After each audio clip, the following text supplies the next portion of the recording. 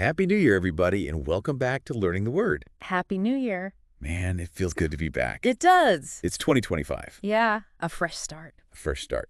Those of you who joined us last year, back in 2024, for the last episode, we were talking about God's everlasting love. That was a great episode to end on, I think. Lots of great feedback. People were really resonating with that. Yeah. It was good stuff. Good way to close out the year. Yeah. It was. But now we are on to episode 4, the first for this new year. Awesome. And we're doing a deep dive, as we always do, on the topic of faith. Oh, faith. That's a big one. That's a big one. It's a big concept. It's something that we talk about a lot, around this topic. Mm-hmm. And so we thought it'd be a good idea to kind of really get into it, really take a deep dive, as we say. Yeah, peel back the layers. Yeah, peel back the layers and, really kind of look at it from different angles and see what we can learn about it and see how it applies to our lives, because it's one thing to talk about faith, Yeah. but it's another thing to actually live it out. So that's kind of what we're hoping to do today, is to really kind of explore what faith means, how it plays out in our lives, and how we can strengthen it, even amidst challenges. Sounds good. All right, you ready to dive in? Let's do it. All right, so the first thing I think that's really interesting about our source material here is that it doesn't just give us one definition of faith. Oh, really? It actually gives us two. Interesting. Okay. Yeah. So the first one is that it's like it's that complete trust or confidence Yeah. in something or someone. Okay. So that's kind of like, Yeah. I have faith in you that you're gonna do a good job on this podcast. Well, thank you. I appreciate that. Right. So that's kind of like that trust or confidence that we have in Yeah. somebody. But then the other definition that it gives us is that it's this strong belief that's based on spiritual conviction Yeah. rather than proof. So even when we don't see it, we still believe it. Exactly. Yeah. So it's kind of like, even though I haven't seen God, Right. I still believe that he exists. And I still believe that he's at work in my life. I see. So it's not just blind faith. It's based on something deeper. Right. Yeah. It's not just like, I'm just going to believe this because somebody told me to believe it, Mm-hmm. or because I feel like I have to believe it.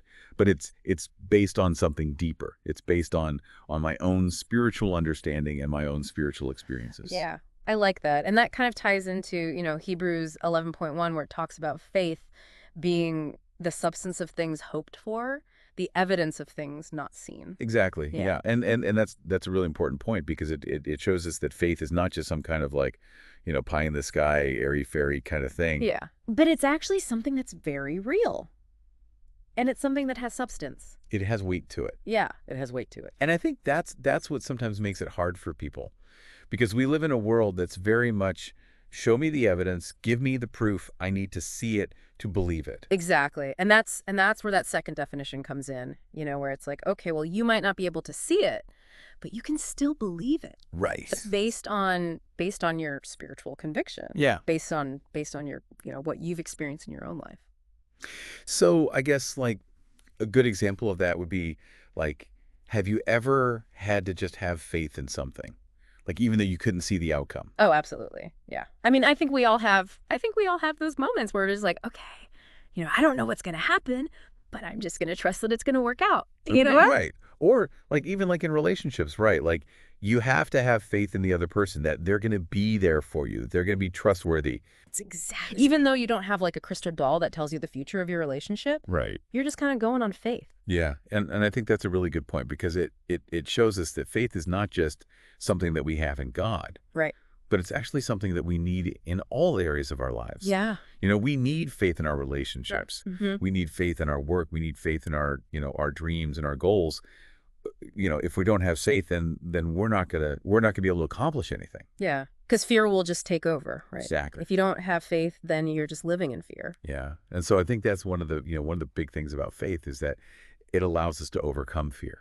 Right. And to actually step out and to do the things that God's calling us to do. Yeah, it gives us that courage, that boldness to move forward even when we're not sure what's ahead. And speaking of not knowing what's ahead, that's one of the things that our source material talks about, is that challenges to faith can arise when we desire something from God, but we haven't seen it yet. Oh, yeah, for sure. Like that's where doubt can creep in.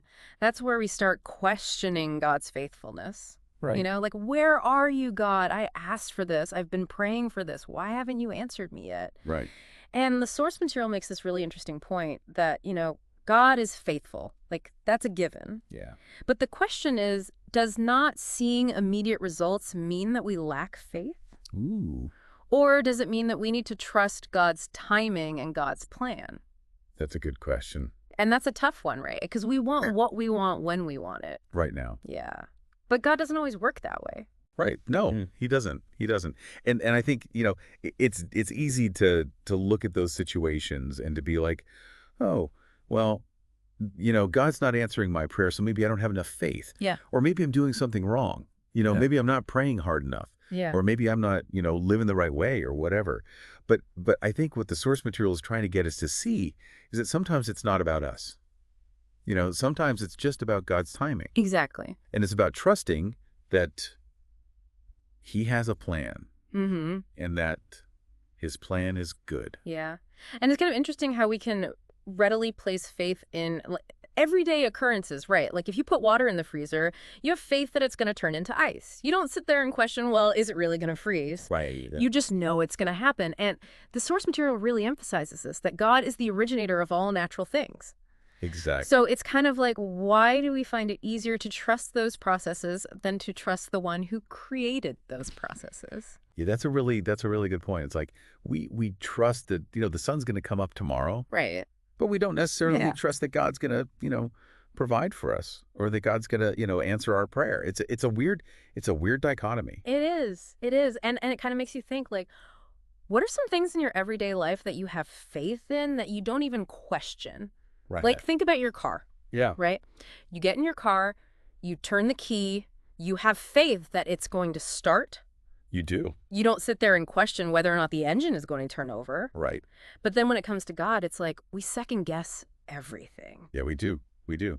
And I think if we could start to apply that same level of faith that we have in these everyday things to our relationship with God, it would revolutionize our lives. It would. It totally would. Mhm. Well, and that kind of brings us to this really key idea that the source material presents. It's this idea of walking by faith and not by sight. Ah, yes. 2 Corinthians 5:7. For we walk by faith, not by sight. That's a good one. That's a good one. What does that mean? To Mhm. walk by faith and not by sight. It means, sometimes we don't have all the answers. We don't see the full picture, Right. but we choose to trust God anyway. Even when it's hard. Especially when it's hard, when everything in us wants to give up, wants to doubt, we choose to say, God, I don't understand this. I don't see how this is going to work out, but I trust you. Right.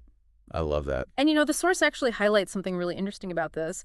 It talks about the feeling of God's presence as a basis for faith, as a way to actually strengthen our trust in his plan, even when we can't see it. It's almost like that feeling becomes the evidence. Right. Like Hebrews talks about faith being the evidence of things not seen. Exactly. It's not just blind faith. It's a faith that's rooted in a deep personal experience of God's presence. So I guess the question then becomes, what does it even mean to experience God's presence? Like, how do we know if we're feeling it? Yeah, that's a great question. And, I think it's different for everyone. There's no one-size-fits-all answer. Right. For some people, it might be a feeling of overwhelming peace, like a weight being lifted off their shoulders. Yeah. For others, it might be a sudden sense of clarity, like a light bulb going off in their head. It could even be joy. Yeah. Like, I know I've experienced that before where I'm just like overwhelmed with this sense of joy. And I'm like, where is this coming from? Exactly. Yeah. And sometimes it can even be more subtle, like a gentle whisper in your heart or a feeling of being guided and protected. The key is to be open to it, to pay attention to those moments where you feel a connection to something bigger than yourself. So it's not necessarily about like, some big, lightning bolt coming down from heaven kind of experience. Right, exactly. It's not always this dramatic, over-the-top thing, although it can be sometimes. Yeah, sometimes it is. But more often than not, it's those quiet, subtle ways that God speaks to us, that he makes his presence known. And I think it's also important to remember, it's not always going to feel the same way every time. Absolutely. God is creative. He's not limited to one way of communicating with us. And, this actually brings up another important point from the source material, which is that faith isn't this like one and done kind of deal. Oh, yeah. It's not like you achieve a certain level of faith and then you're good to go. It's a journey, right? Absolutely. It's a process of growth. And, Romans 1.17 actually talks about this, where it says that righteousness is revealed from faith to faith. Ooh, from faith to faith. Yeah, it's like this continuous deepening, a continual unfolding of our trust in God. It's not static. It's not stagnant. Exactly. It's a constant process of learning, questioning, and surrendering. And I think that's really encouraging because it means that even if we feel like we're starting from scratch, we're not really. Right. We're always building on what we've already learned, what we've already experienced. And sometimes that growth is slow and steady. Hmm. But sometimes it's like this huge leap forward, like you go through some major trial and your faith just explodes. Absolutely. Trials have a way of doing that, don't they? They force us to rely on God in ways we never thought possible. Yeah, they refine us. They purify us. They make us stronger. They show us what we're really made of. And so as we kind of wrap things up here, I think the big question for all of us is, what does living by faith actually look like in our everyday lives? Yeah, that's the million-dollar question. What does it mean to trust Jesus even when we don't understand what's happening? To remain steadfast, even when the circumstances are screaming at us to give up. And I think the source material gives us a few hints. Yeah. It talks about holding on to God's promises even when we can't see them being fulfilled. It talks about continuing to pray, even when we don't feel like it. It talks about choosing to believe the best even when the worst seems more likely. Yeah, and ultimately I think it boils down to this. Living by faith means choosing to believe that God is good. Always good. All the time. Even when it doesn't feel like it. Even when we don't understand it. And that's a challenge, isn't it? It is, but it's a challenge worth embracing. Because the rewards are immeasurable. Yeah. So as you walk into this new year, into this fresh start, I challenge you to really think about this. What areas of your life require a deeper level of trust? Where do you need to surrender control and let God take the lead? Don't be afraid to ask those questions. Don't be afraid to dig deeper. And most importantly, don't be afraid to walk by faith, even when you can't see the path ahead. Because that's where the adventure begins. It does. It absolutely does. Well, thank you so much for joining us for this deep dive on faith. It's been an incredible conversation, and I hope it sparked some new thoughts and ideas for you as you continue on your own journey of faith. Absolutely. And remember, faith is a muscle. The more we use it, the stronger it gets. So keep flexing that faith muscle, friends. And we'll see you next time on Learning the Word. See you then. Bye. Bye.